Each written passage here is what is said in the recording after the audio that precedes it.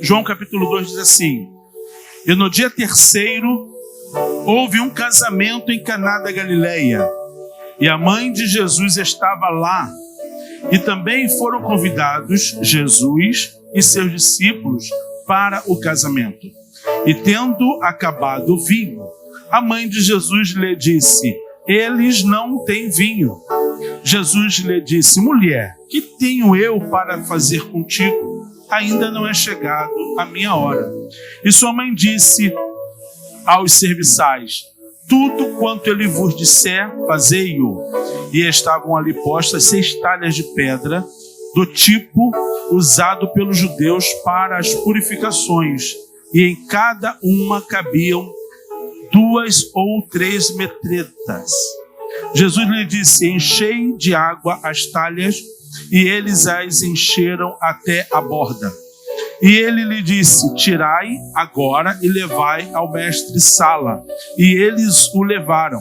Quando o mestre-sala provou a água tornada em vinho, não sabendo de onde viera, mas os serviçais que haviam tirado a água o sabiam, o mestre-sala chamou o noivo e disse: todo o homem no princípio apresenta bom vinho, e quando os homens já têm bebido bem, então o que é pior, mas tu guardaste o bom vinho até agora. Bom, até aqui. Essa palavra não é o primeiro milagre de Jesus, mas é o primeiro milagre de Jesus na Galileia, em Caná da Galileia. Porque Jesus, ele vem crescendo. O ministério de Jesus não começa simplesmente aí. Ele já tem uma vida. A palavra que saía da boca de Jesus já trazia cura. Com 13 anos, ele já estava ensinando no Sinédrio. E toda palavra que saía da boca de Jesus já trazia cura, restauração. Então eu penso que outros milagres, outras coisas já teriam acontecido em sua vida. Aqui deixa bem claro que foi em Caná da Galileia. Porém, irmãos, quando a gente trabalha com festa e faz uma organização, a gente calcula tudo que vai ser gasto. Inclusive, está dando microfonia, a quantidade de Coca-Cola que vai usar, não é isso? A quantidade da comida, quantos salgadinhos por pessoa. E alguma coisa parece que saiu do controle. Alguma coisa parece que não calcularam bem. Porque se o vinho é uma das coisas principais numa festa e acaba o vinho, quer dizer que alguém calculou errado ou foi mais gente do que o previsto. Porque não era como nos dias de hoje, né?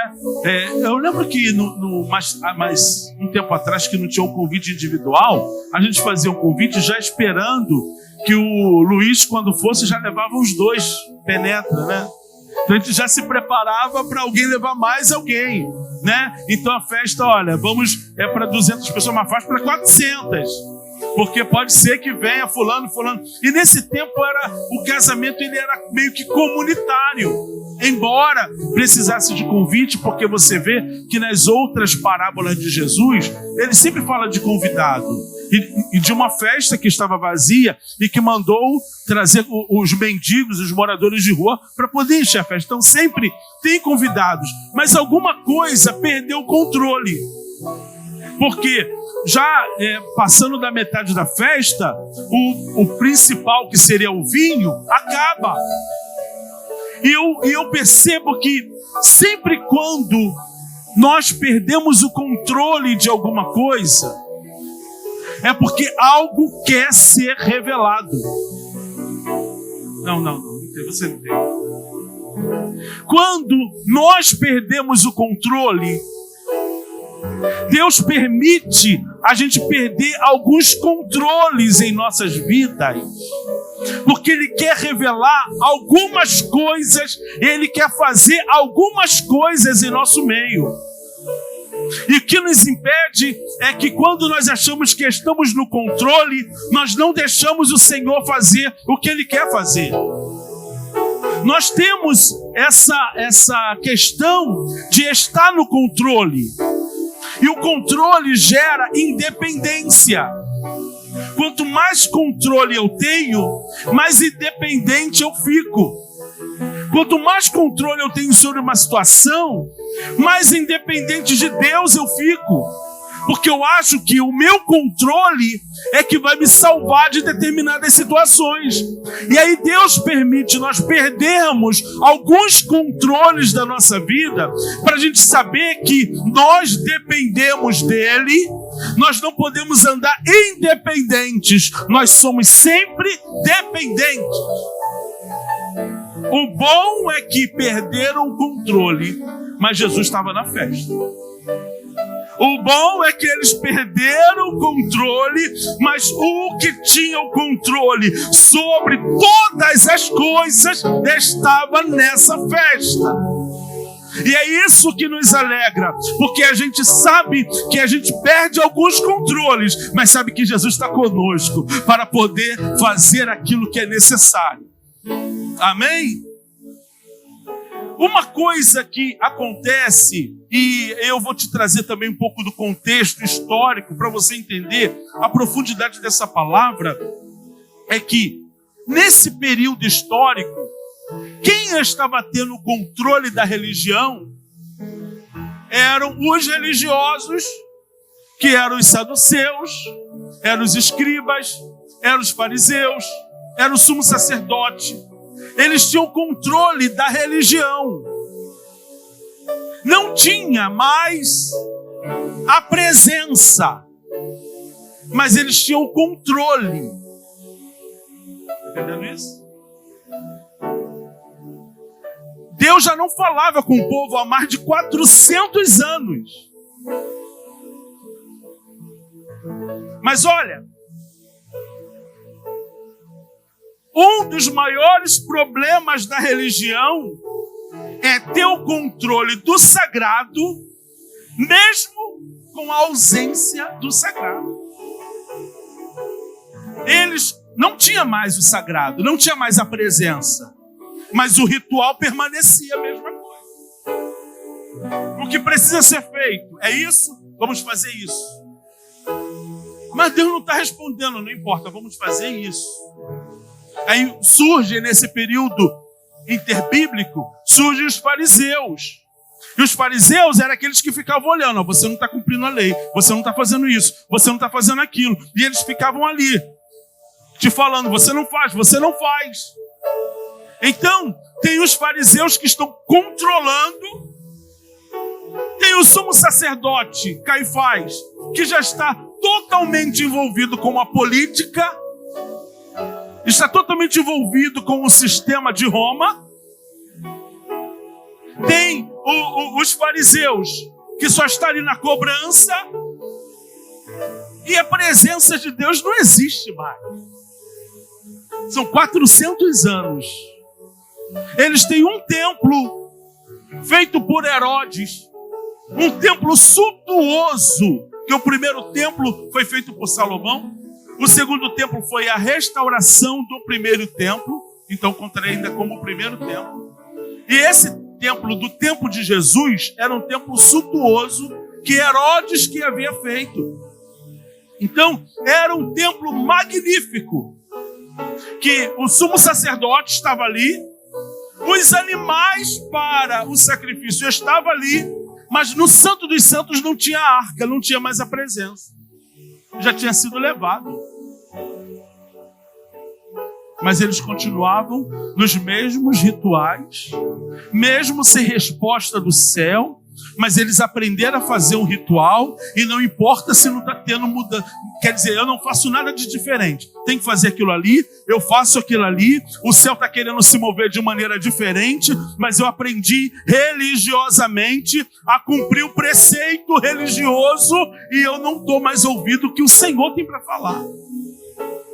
Então a religião, ela vai acabando, ela vai destruindo aquilo que o Senhor quer fazer de novo.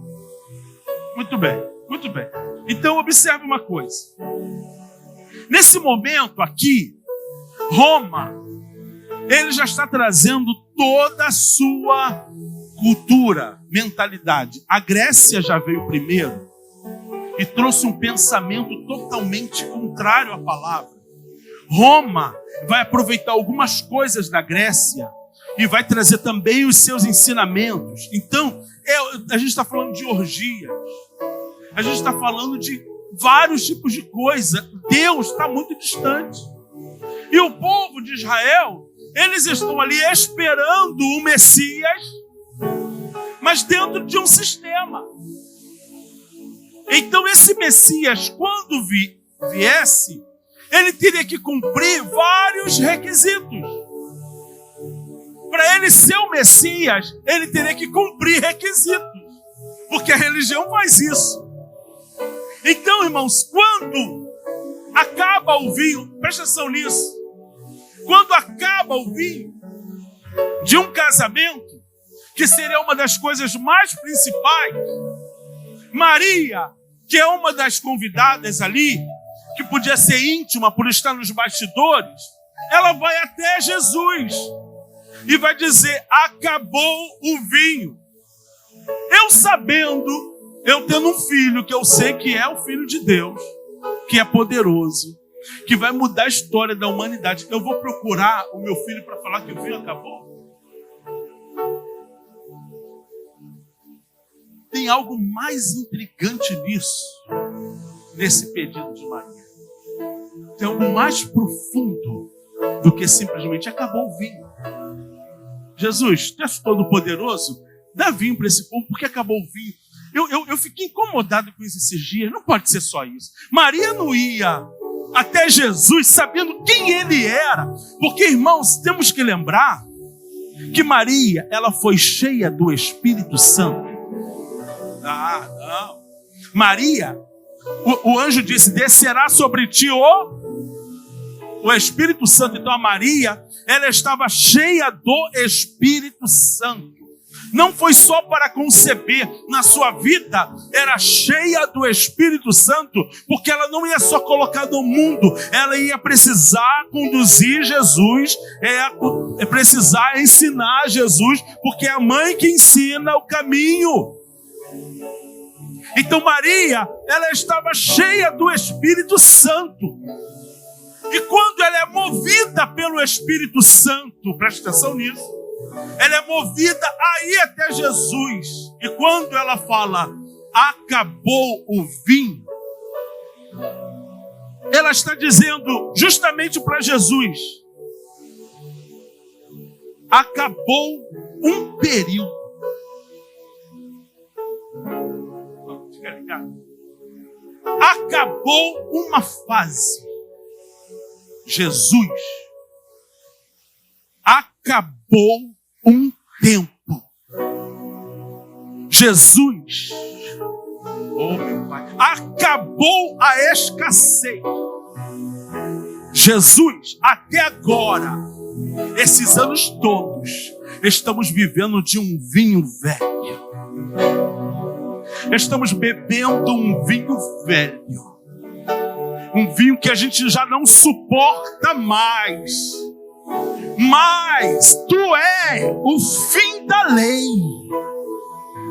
O fim da lei é Cristo.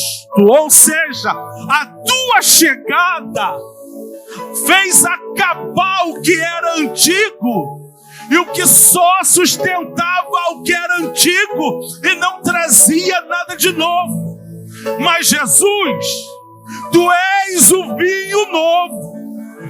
Tem algo na tua vida para ser derramado sobre nós. Jesus, vamos entrar nessa nova fase.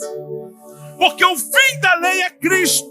Tu és o início da graça. Então Jesus, chegou aqui o fim. Acabou. Não queremos mais andar nesse vinho velho. Acabou, Jesus. Chegou a hora de vir algo novo para os nossos corações. E eu já tenho provado desse novo, porque o Espírito Santo veio sobre mim e eu pude gerar você dentro de um ambiente novo. Meu Deus! Acabou o tempo da ausência de Deus na terra. Jesus acabou o vinho. Mas em outras palavras, ela estava dizendo: Jesus, acabou o tempo da ausência de Deus nessa terra. Jesus, agora nós podemos ouvir Deus. 400 anos sem ouvir a tua voz.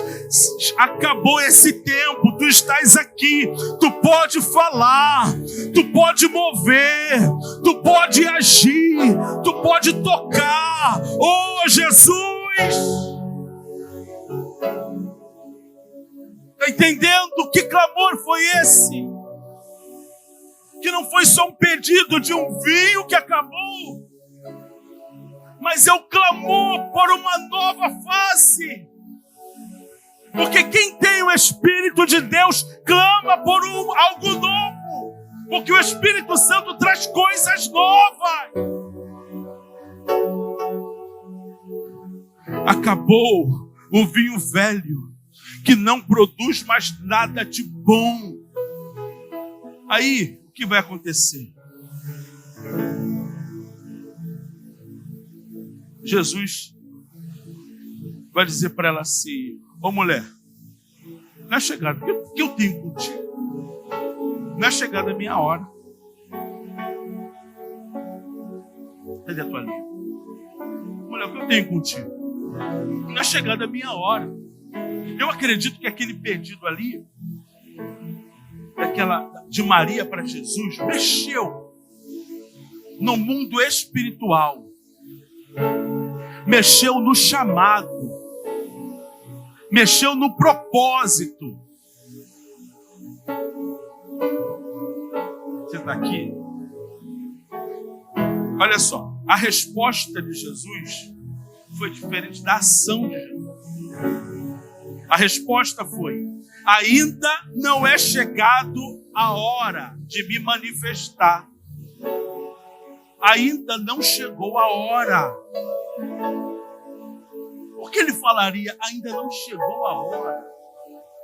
Porque ele entendeu que esse pedido dela era algo muito mais profundo do que fazer uma água para ele, transformar água em vinho. Ele viu a profundidade do pedido dela. Então ele diz: ainda não chegou a hora de eu me manifestar. Não chegou ainda a hora. Porque esse povo ainda precisa amadurecer para me compreender. Que a maneira que eu vou manifestar, eles não vão entender. Eles precisam ainda amadurecer. Não chegou a hora. Porém, ela vira para os serviçais e diz assim: faça tudo o que ele vos... Muito bem. Quando Jesus está dizendo para ela, não chegou a hora, porque existia uma lista de exigências para o Messias. Se Jesus se apresenta agora e diz assim: eu sou o Messias, viria logo alguém com uma lista de exigências. Vamos ver se você é.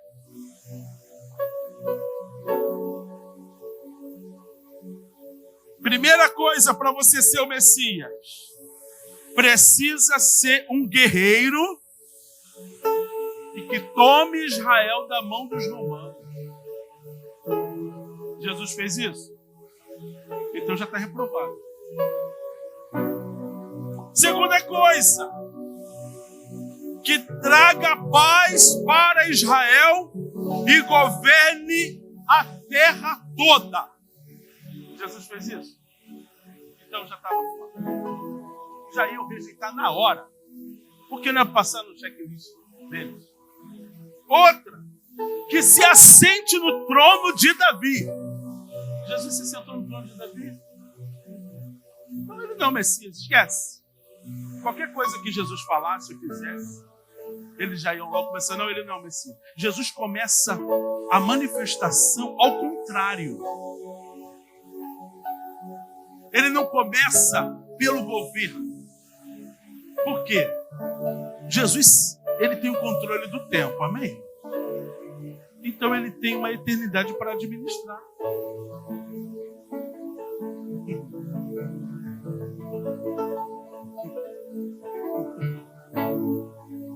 Eu tenho uma vida que acaba. Eu tenho que fazer a opção de coisa até os meus 70 anos.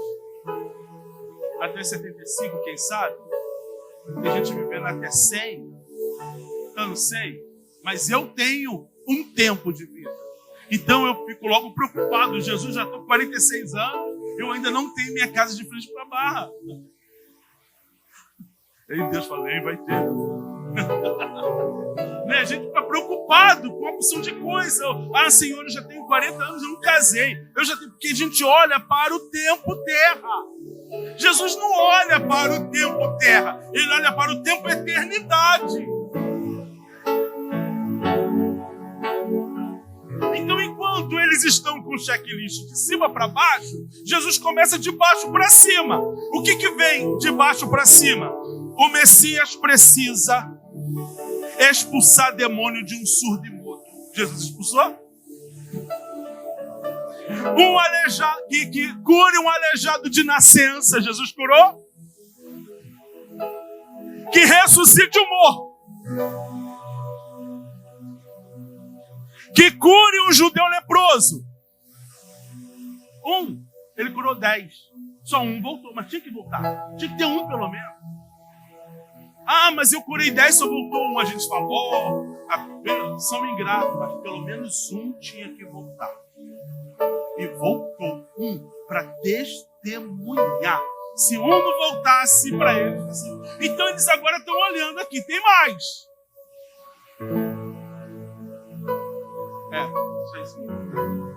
Esses são de baixo para cima.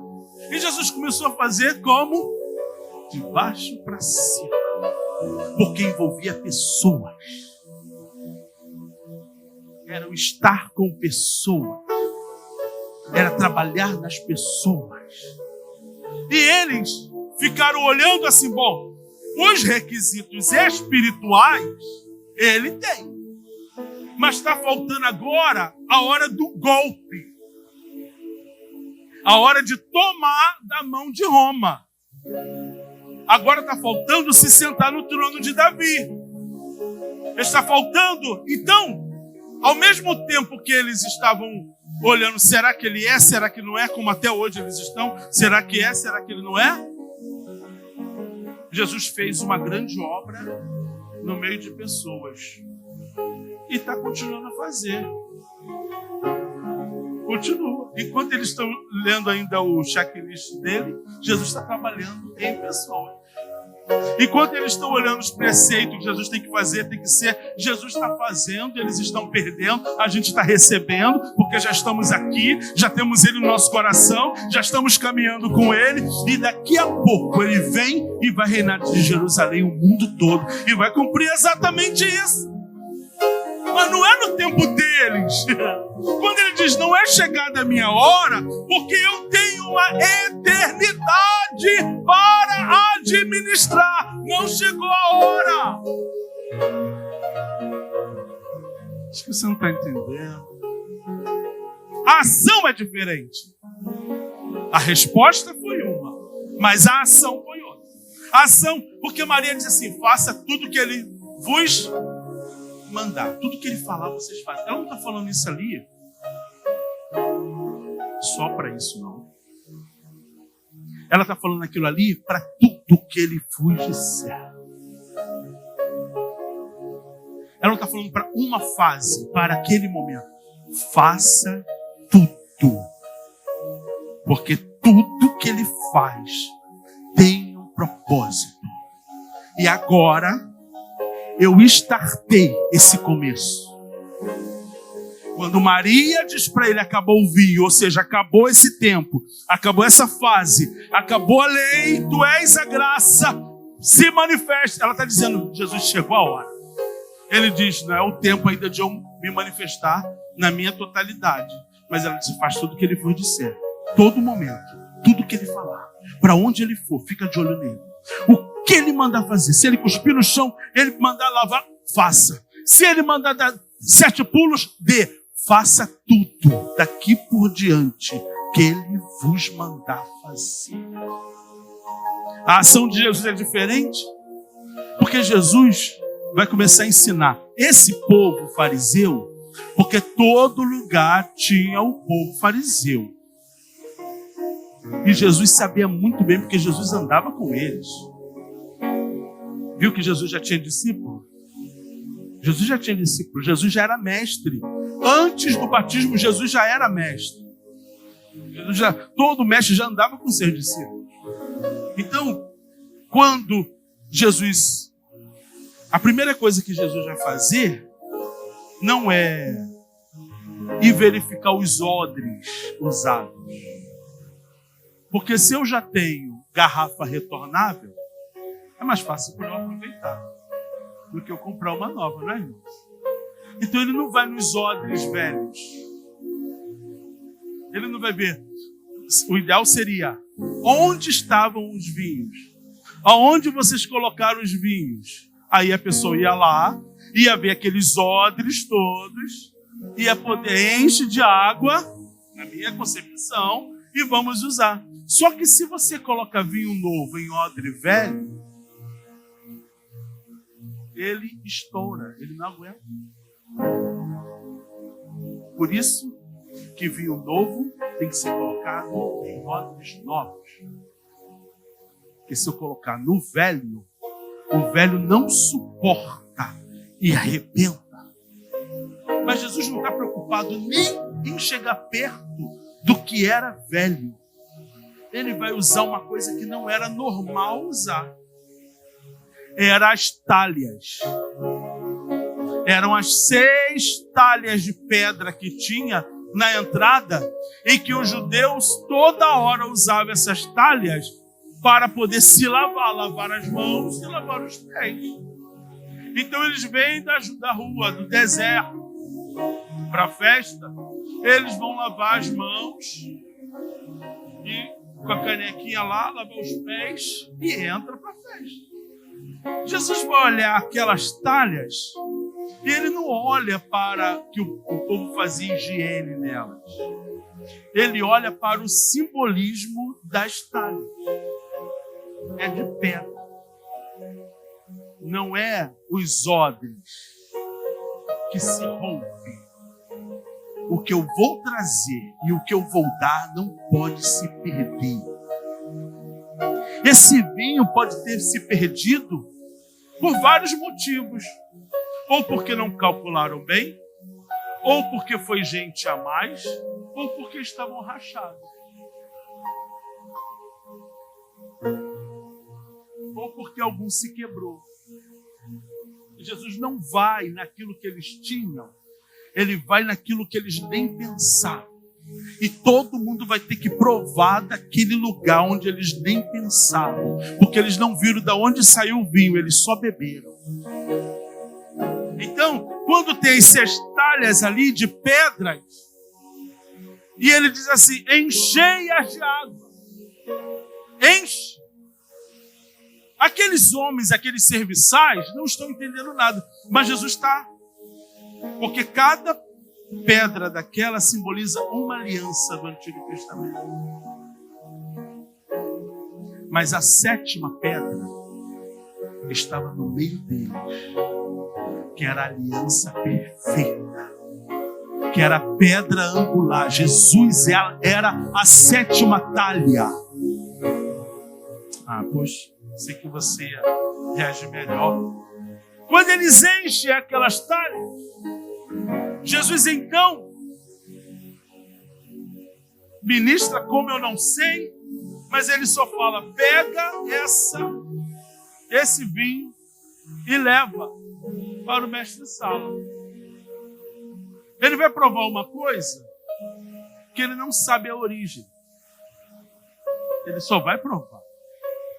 E quando ele bebe, ele diz assim, que vinho bom, que vinho vinho saboroso, que vinho diferente.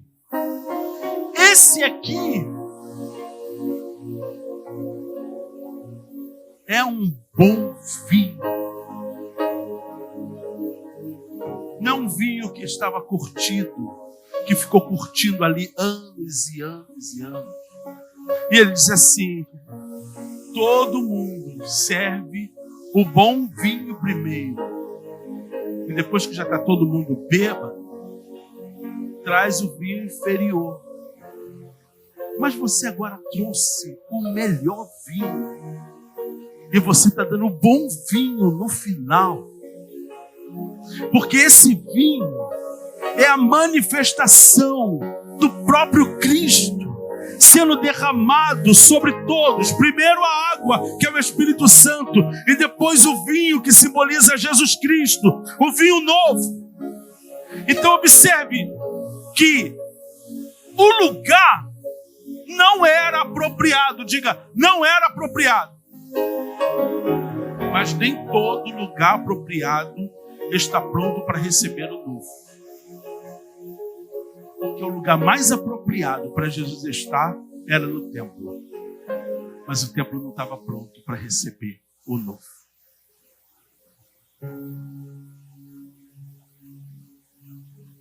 Sabe por que não estava pronto? Jesus morre fora do templo. O que acontece dentro do templo? O véu é rasgado. Não suporta. Não é o lugar apropriado que vai trazer as grandes manifestações, não. É no lugar que não é apropriado. Nós vamos sentir muito mais a glória de Deus quando estivermos em lugares que não são apropriados. Quando eu olho para esse lugar, dia de semana tem gente aqui rebolando até o chão. É apropriado? Mas é aqui que o vinho novo está chegando. A gente está dentro de uma comunidade onde passa por vários meninos vendendo. Ontem, quando eu cheguei lá, fiquei com o telefone ligando para ver se os meninos já vêm.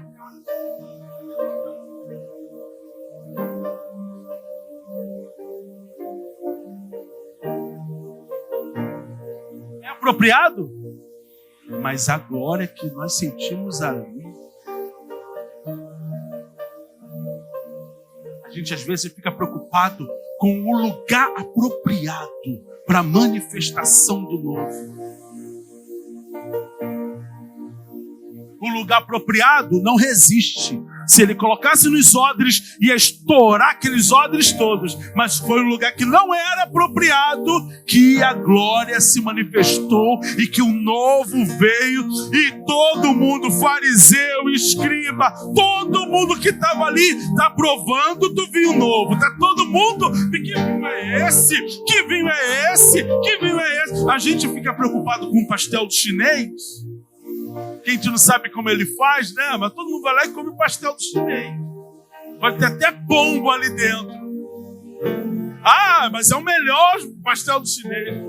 Não sabe como é feito. Aqueles homens, se eles olhassem aqueles homens puritanos, aqueles homens religiosos, que olham ali, olha, daqui eu não bebo desse vinho. Não souberam, só pegaram e beberam.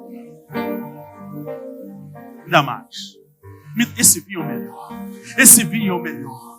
Esse vinho é o melhor. Oh, irmãos. Não tem lugar apropriado. Não tem lugar apropriado quando o Senhor que tem o controle. Quando o Senhor que quer agir. Quando o Senhor que quer operar. Que culto maravilhoso nós tivemos na quinta-feira. É apropriado à tarde, enquanto nós preparávamos ali. Foi aniversário do menino da Boca. E o Fabrício liberou para ele jogar em bola. Meu Deus do céu. Eles encheram aquele céu de palavrão. Todo dia, né? Encheram aquele céu de palavrão. E a gente estava ali trabalhando, ouvindo aquilo tudo. E uma brigalhada e tudo. Mas daqui a pouco, eu quero preocupado porque xingaram palavrão, porque fumaram maconha ali, ou porque eu não. Igreja, essa não é a minha preocupação. A minha preocupação é: tira a sandália do seu pé e onde você pisar é santo. Aonde você pisar a planta do seu pé, esse lugar é apropriado para eu derramar o vinho novo. Aonde você andar, é esse lugar que eu vou manifestar a minha glória. Vamos parar de se preocupar. A gente quer ter um local. Claro que a gente quer ter um local. Mas eu falei com o Rodrigo esses dias. Ele trouxe uma ideia ótima para fazer com o jovem. Eu falei: por que a gente não faz lá no casarão? Só a gente que está usando. O homem deu a chave na nossa mão. Está com a gente. O povo macumbeiro lá, rasparam o chão, escreveram, botaram vela, cantaram um pouco de macumba. Eu fiquei com medo disso. Não, eu entrei, louvei o Senhor. Já saiu o barulho, coisa do chão, já saiu a vela e ainda proibiu de ter macumba. Não foi nem a gente que foi lá. Ele mesmo: não quero mais isso aqui, só vou deixar vocês.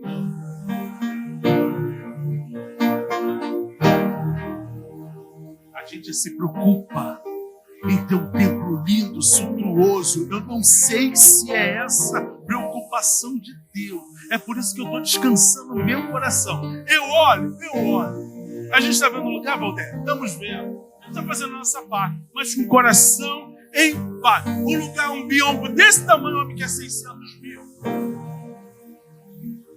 O outro que é grande, que é 450. Eu tenho. Mas se Deus quer, Ele vai dar. Ele está preparado. Ele tem controle do tempo na minha vida, na tua vida e na igreja dele. Enquanto isso, Ele quer que a gente se movimente pelo bairro mesmo.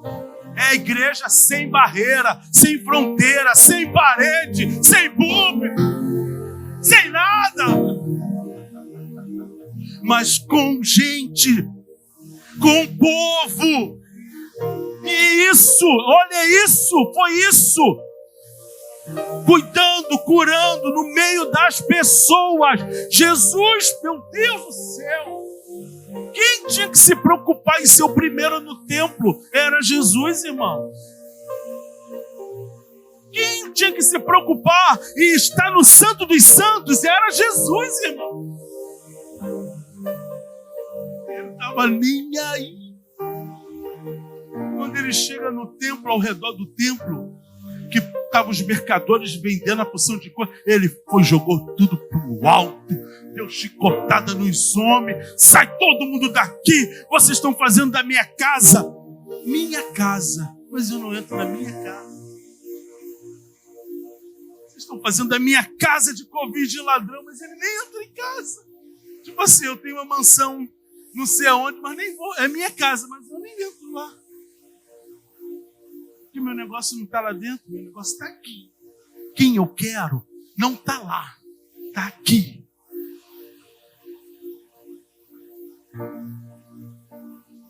Essa talvez seja uma das maiores conscientizações que o Espírito Santo está tentando trazer à igreja.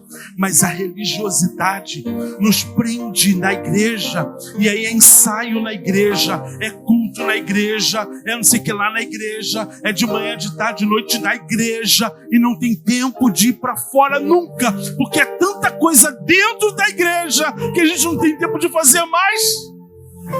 E Jesus era fora da igreja, andando no meio do povo, tocando pessoas. Ele podia ir lá no Monte Sião e tomar o governo da casa de Davi e dizer: aqui agora é o meu trono. Com um sopro ele ia acabar com todo mundo e deixar todo mundo quietinho. Mas não. Deus, o Espírito Santo, nos leva para o deserto, e Satanás nos leva para os montes. Eu vou repetir. O Espírito Santo nos leva para o deserto, Satanás leva a gente para os pináculos, para os montes, para oferecer o que não é dele. Mas o Espírito Santo leva para a gente ser moldado, tratado, lapidado. Quanto mais a gente alinhado, mais coisas a gente vê Deus fazendo no meio da igreja. Eu vou encerrar voltando a falar do pedido de Maria. O pedido de Maria era intenso. Ela estava pedindo: derrama algo novo sobre nós. Derrama algo fresco sobre nós. Jesus, chegou a hora de algo novo acontecer. Esse é o clamor da igreja para Jesus. Esse clamor a igreja precisa fazer para Jesus. Manifesta a tua glória. Realiza milagres nos nossos dias. Faz algo por nós, Senhor. Envia cooperadores para a tua obra. Envia ceifeiros para a tua seara. Irmãos, tem muita gente que virou ótimo diagnosticador. Vê problema, só vê problema. Chegou a hora de nos levantarmos como Maria. A gente vê o problema e vai até Jesus. A gente vê o problema e vai até Jesus. E não era para Jesus, não era responsabilidade de Jesus prover o vinho. Era para ir no dono da festa.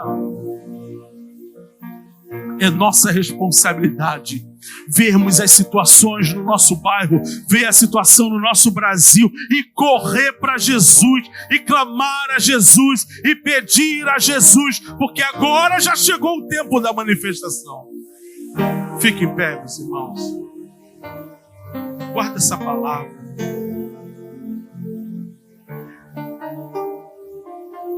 A religião destrói aquilo que não controla. Já que ela não pode controlar, ela destrói. Jesus, eles não podiam controlar Jesus. Então eles destruíram Jesus. Por pouco tempo. Irmãos, Maria foi pedir a Jesus. Acabou o vinho e ela foi pedir. Jesus era a rocha. Ela falou a rocha. E a rocha deu vinho. Mesma coisa Deus falou para Moisés: fala a rocha, que ela vai dar água. Ei, Moisés, falou? Não, pegou uma vara aí e deu água. E deu água. Precisava bater? Era só falar. Maria bateu em Jesus, ele é filho dela. Bateu? Não, ela falou. E a rocha deu, porque a rocha dá o que a gente precisa. É só falar a rocha. Irmãos, deixa eu falar uma coisa para você. Não me tenha por ignorante, não. Jesus precisava morrer da maneira que ele morreu? Não precisava. Porque se ele é o cordeiro, ele teria que morrer. Mas se ele era o cordeiro de Deus, ele fez força quando pegaram ele para levar? Não. Pastor, mas como seria se não fosse daquela maneira? Deus ensinou o povo o tempo todo que para poder sacrificar o animal, teria que usar uma faca afiada e um golpe só, pronto, na jugular, acabou. Para sofrer o menos. E por que Jesus teve que sofrer tanto? Porque apanhou. Moisés, quando bate naquela rocha, ele está determinando algo que ia acontecer com Jesus. Ah, como seria? Ué, Deus não falou para Abraão: pega o teu único filho e traz como sacrifício? Abraão não pegou o filho dele, levou até o local, e quando ia sacrificar, o Senhor não segurou. Não estenda a tua mão para matá-lo? O sumo sacerdote podia fazer a mesma coisa com Jesus. Sacrificar, não sei. Mas só que o povo de Israel já tinha perdido o controle da sua casa. Quem dominava era Roma. Tudo tinha que ser determinado por Roma. Roma nunca ia entender isso. E como os judeus não aceitaram, porque Jesus não cumpriu a lista de exigências, então ele entregou na mão dos carrascos. Isaías viu isso? Viu. Isaías não profetizou que ia ser assim. Isaías viu em visão como ele estaria. Homem de dores, machucado. Não precisava ser assim. Era só falar. Ele já sabia que era o Cordeiro. Isso é profundo. Isso aí é profundo. Tem gente que ouvir isso me mata, né? Não, ele tinha que morrer igual um carrasco. Ele era o Cordeiro. Deita aqui, Jesus. Tu é o Cordeiro, ele é deitado. O filho de Abraão deitou. Ele veio para isso. O Cordeiro foi morto desde a fundação do mundo. Ele veio para isso. É só falar. Senhor, eu estou passando por uma situação. Isso, fala, rocha. Não coloca ela contra a parede. Porque se tu não me der, eu nunca mais vou te servir. O problema vai ser seu.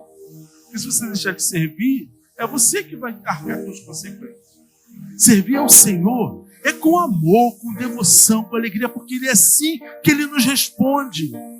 Ele pode ter falado aparentemente grotesco com Maria, que deu contigo, mulher. Na chegada da minha hora, ela fez. Ele deu uma lição ali, mas Ele fez, Ele faz. Ele pode às vezes não fazer no teu tempo. Por que Ele não faz no teu tempo? Quem responder, lembra.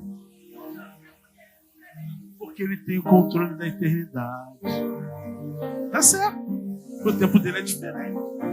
Ele tem o controle. Então você quer uma coisa para agora, mas Ele já sabe o que vai acontecer amanhã, depois.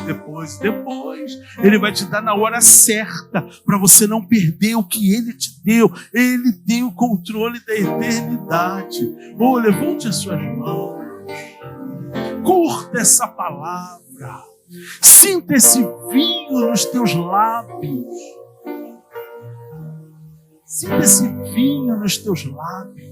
Beba desse vinho, da presença dEle que está aqui. É o tempo da igreja pedir a rocha. É o tempo da igreja ir até a rocha. Porque Ele quer manifestar grandes coisas, mas vai ser nos lugares inapropriados. Guarda isso para mim. Vai ser nos lugares inapropriados que nós veremos os maiores milagres. Serão nos lugares inapropriados, só para quebrar a religiosidade. Toma o meu coração e toda a minha alma. Eu vivo só pra ti, sempre que eu respirar, cada vez que eu acordar. Faz o teu querer em mim. Toma o meu coração e toda a minha alma, e toda a minha alma. Eu vivo só pra ti. Eu vivo só pra ti. Sempre que eu respirar, sempre que eu respiro, cada vez que eu acordar, cada vez que eu acordar. Faz o teu querer em mim. Faz o teu querer. Mais uma vez, toma o meu coração. Toma o meu coração e toda a minha alma. Eu vivo só pra ti. Eu vivo só pra ti. Sempre que eu respirar, cada vez que eu acordar. Faz o teu querer em mim. Faz o teu querer em mim. Pai, essa é a tua palavra. Pai, estamos diante da rocha. Rocha inabalável, rocha imutável, rocha que conhece todas as nossas vidas, tudo o que acontece conosco. Estamos diante da fonte, que é fonte para todas as áreas das nossas vidas. E nós estamos aqui falando da rocha e falando a rocha que é mais alta que eu, a rocha que firma os nossos pés, de maneira que, Senhor, a nossa casa não vai com o vento, com a tempestade, porque estamos firmados nessa rocha. Que nesse momento, Pai, essa palavra possa provocar algo novo em nossos corações, que possamos ter o sabor do vinho novo em nossos lábios, Senhor, ainda que tenha sido feito, formado em lugares inapropriados, mas é o novo que o Senhor está permitindo que a gente viva, Senhor. Que os nossos pés sejam pés, Senhor, como de corças, para andarmos nos lugares mais difíceis, mas também, Senhor, termos os maiores testemunhos. Oh, aviva o nosso coração. Assim como Maria pediu, não queremos mais esse vinho velho, queremos um vinho novo, algo novo. Jesus, faz algo. Nós clamamos a Ti pela nossa igreja, por cada membro, por cada congregado, cada pessoa que nos visita, que, Senhor, realmente venha do céu algo novo sobre cada um de nós, Pai, e possamos curtir isso, viver isso com alegria e na ousadia do Teu Espírito Santo, porque o Teu Espírito foi derramado sobre toda a carne, Pai. Muito obrigado pelo Teu amor, pela Tua bondade, obrigado por esse momento tão maravilhoso, Pai. Quer estar na Tua presença, quer estar na Tua presença, quer estar diante de Ti. O pardal encontrou casa, andorinha ninhos para si, para sua prole, mas eu encontrei os teus altares. Deus meu e nos abençoa nesse dia, Senhor. Abençoa os nossos irmãos lá em Campo Grande. Que também, Senhor, essa palavra, Senhor, que vai chegar aos ouvidos deles, ó Pai, seja pela internet ou ministrando lá, que o Senhor possa preparar aquele local, Senhor, que também é inapropriado.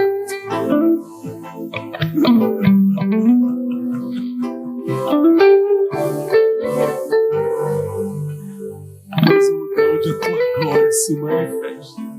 Obrigado por isso, Senhor. Esse mover que o Senhor está fazendo em nosso meio, Pai, que muitos não estão entendendo, mas nós entendemos pela Tua palavra.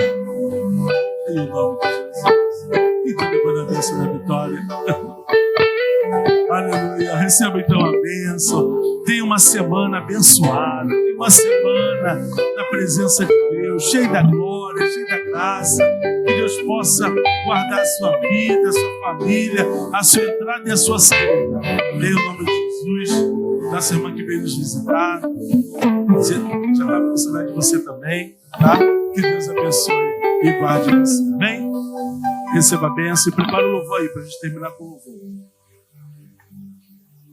Qual?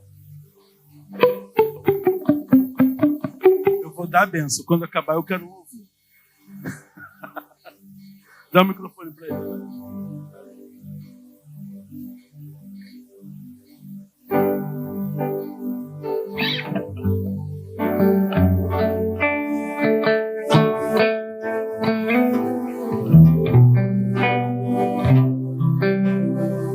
A graça do nosso Senhor e Salvador Jesus Cristo, o amor de Deus, nosso Pai, a comunhão e as doces consolações do Espírito Santo seja com todo o povo de Deus. E toda a igreja diga: desejo ser uma excelente semana. Vamos lá.